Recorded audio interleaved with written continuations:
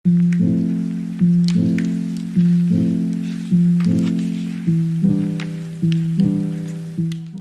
আমার নাম আশিস ঘোষ। আমি বর্তমানে শিল্প সদনের ফার্নিচার ডিজাইনের প্রফেসর, অ্যাসিস্ট্যান্ট প্রফেসর। আর এই যে স্টুডিও মৃত্তিকা, এইটার আমি ডিজাইনার বলতে পারেন। এর মূল মালিক আমার মা এবং আমার স্ত্রী। আমরা 20-25 জন আর্টিস্ট কাজ করি। তার সাথে আমার 3টে গ্রাম আমার অ্যাডপ্টেড করা, মানে আমরা যারা আমার জন্য কাজ করে। আমি যখন ছাত্র থার্ড ইয়ার তখন অস্ট্রিয়া গেছি, ইউরোপ, হাঙ্গেরি তো বটেই। দুবার ইন্ডিয়াকে রিপ্রেজেন্ট করেছি অলিম্পিকে, 2004, 2008। অলিম্পিকের সময় শহরগুলো সাজানোর জন্য স্কাল্পচার লাগে, তাতে ইন্ডিয়াকে দুবারই রিপ্রেজেন্ট করেছে এবং একমাত্র ইন্ডিয়ান আর্টিস্ট যে গোল্ড মেডেল পেয়েছে। এবং বেজিং অলিম্পিকের সময় আমি প্রায় 6 মাস বেজিংয়ে ছিলাম এবং আমি একমাত্র শিল্পী যার কাছে গোল্ড মেডেল এবং বেজিংয়ের অলিম্পিক টর্চ রয়েছে। কোনো ইন্ডিয়ান আর্টিস্টের কাছে নেই। ভারতবর্ষে যা ক্রাফট দেখবেন আপনি সবটাই কোনো না কোনো ব্যবহারের সাথে যুক্ত।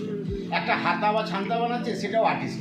এটা পৃথিবীর মানে খুব ইনস্টিংক্ট। মানে আফ্রিকাতে আপনি দেখবেন, তাহলে দেখবেন কি মানে পর্যাপ্ত জিনিস নেই, তার জন্য নতুন নতুন ক্রিয়েশন। শান্তিনিকেতনের ক্ষেত্রেও শান্তিনিকেতন রবীন্দ্রনাথ যখন আশ্রম তৈরি করেন, ওনার কাছে প্রচুর পর্যাপ্ত টাকা ছিল না। তার জন্য উনি চেষ্টা করেছেন প্রতিটা বাড়ি ক্রিয়েটিভ ওয়েতে করতে, কত সস্তায় করা যায়। কিন্তু অবশ্যই আপনার যদি পর্যাপ্ত টাকা থাকলে তাহলে তো আপনি যা পারবেন সব কিনে নেবেন। যদি আপনার টাকা কম থাকে তাহলে আপনি চেষ্টা করবেন আপনার মিনিমাম জিনিসের মধ্যে আপনি কত ভালো কিছু করতে পারবেন। আমাদের মানে ভারতবর্ষের ক্রাফটের মূল জায়গাটাও কিন্তু সেটা, যে যেই জিনিসে পারদর্শী সে কিন্তু তার মিনিমাম যে জায়গাটা রয়েছে সেইটাকে নিয়ে। কেউ হাতির দাঁতে কাজ করতে পারছে না, সে শাঁখে করছে। যে শাঁখে পারছে না, সে নারকেল মালাতে করছে। তো ক্রিয়েটিভিটিটা মেন জায়গা, তারপরে আপনার ক্রাফটের বাকি জায়গাগুলো ডেভেলপ করে।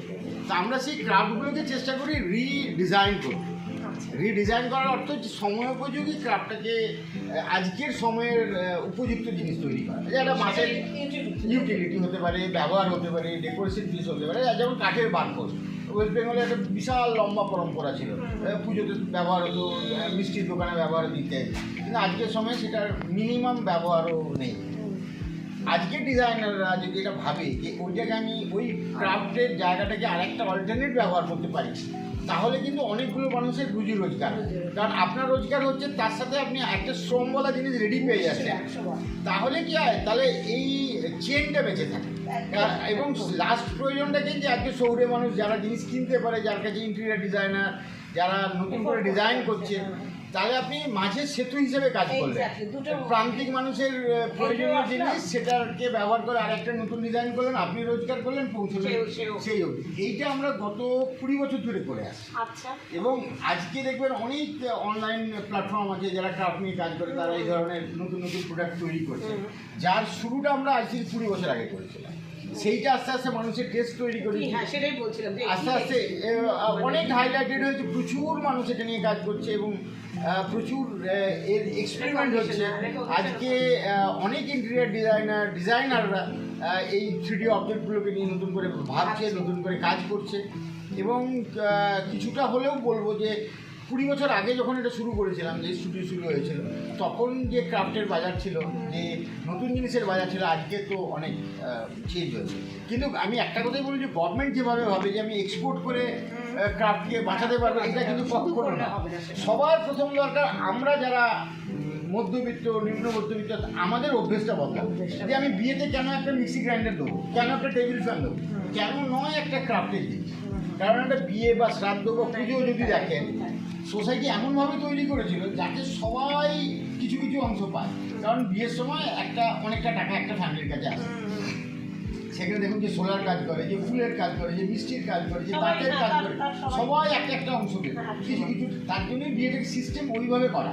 আজকে আমরা সেটা ভুলে গিয়ে আমরা আইফোন দিচ্ছি, আমরা টেবিল ফ্যান দিচ্ছি, আমরা মিক্সি গ্রাইন্ডার দিচ্ছি, আমরা লাপাগুলোর জিনিস দিচ্ছি। এই অভ্যেসটা সবার আগে বলতে। কারণ ওই ক্রাফটটা যদি আজকে না হয়, তাহলে হ্যাঁ, সে যদি বন্ধ করে, সে কিন্তু হয় টোটো চালাবে, না চুরি করবে। চুরি করলে আপনার বাড়িতেই চুরি করবে। আপনি একা বাঁচলে হবে না, আপনাকে সোসাইটির সবাই নিয়ে বাঁচতে হবে। এইটা মূল মন্ত্র। খুব ভালো, আমরা কথা বলছি। এবং এইটা আমার ফ্যামিলি, আমার যে বাবা দেখছেন শঙ্কর ঘোষ, উনি মারা গেছেন 2 বছর আগে। উনি হয়তো এটাকে রন্ধে রন্ধে আমার রক্তে ঢুকিয়েছে।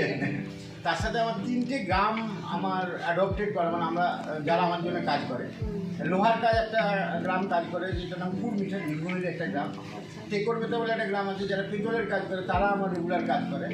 আর বাঁকুড়ার সালতোড়া বলে একটা গ্রাম আছে, যারা আমার জন্য মাটির কাজ করে।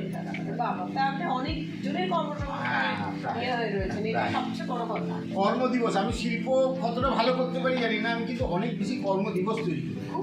এটা আমার মূল জায়গা।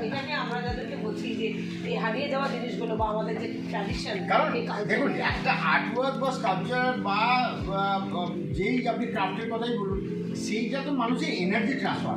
তো আপনি একা কয়েক কোটি টাকার মালিক হয়ে লাভটা কি হবে? আপনার আশেপাশে যদি সেই আলোটা না বিচ্ছুরিত হয়, আপনি যত বেশি লোককে নিয়ে কাজ করবেন তত ভালো। অনেক অনেক ধন্যবাদ।